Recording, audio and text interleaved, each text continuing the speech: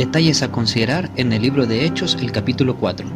Los versos 1 y 2 nos dicen que los sacerdotes y los saduceos se resintieron cuando escucharon que los apóstoles estaban enseñando al pueblo y anunciando la resurrección del Señor Jesús. Los sacerdotes eran los encargados de enseñar al pueblo, y los saduceos, quienes no creían en la resurrección, debían de hacerlo, ya que el Señor mismo les había mostrado que la resurrección de los muertos era posible. Y no solo eso, habían visto también casos de resurrección de personas. Es así como los sacerdotes y los saduceos se resienten por el trabajo que deberían haber estado haciendo, pero por no hacerlo, vemos cómo los apóstoles tomaron la iniciativa. Debemos aprender a valorar el trabajo de cada uno, y debemos aprender a cumplir con nuestras responsabilidades.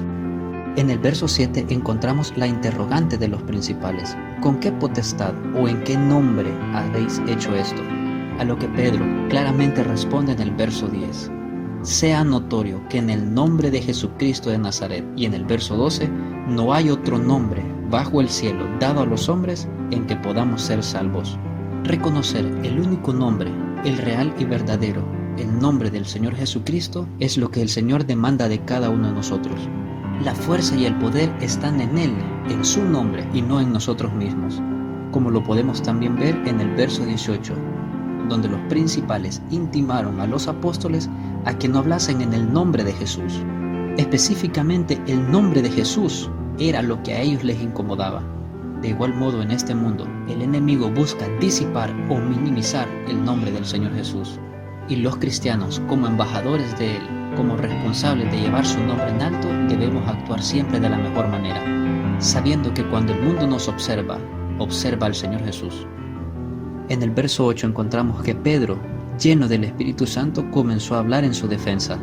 Tanto él como Juan hablaron tan bien que en el verso 13 encontramos que se maravillaron, sabiendo que eran hombres sin letras, del vulgo, sin ninguna preparación educativa. Quien habló en esta ocasión realmente no fue Pedro, tampoco Juan, fue el Espíritu Santo utilizándolos a ellos como instrumentos. Como cristianos, nosotros también debemos estar dispuestos a ser utilizados por el Señor en el momento y en la forma en que Él lo desea. El verso 14 dice que, viendo al hombre que había sido sanado, no podían decir nada en su contra.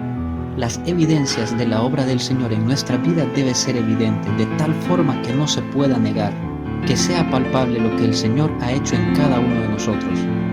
En este capítulo encontramos también cómo los principales amenazaron a los discípulos para que no siguieran hablando en el nombre de Jesús. Sin embargo, ellos, en su oración, como encontramos en el verso 29, no pidieron para su propia protección, no pidieron que cesaran las amenazas.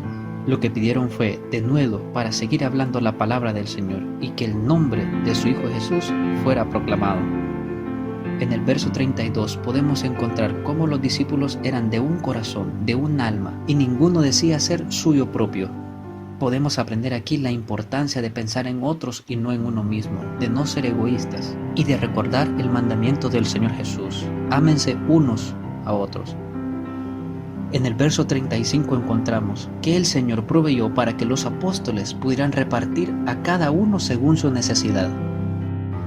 Con ello recordamos que el Señor está pendiente de las necesidades de cada uno, y que si Él cuida de las aves, también cuidará de nosotros.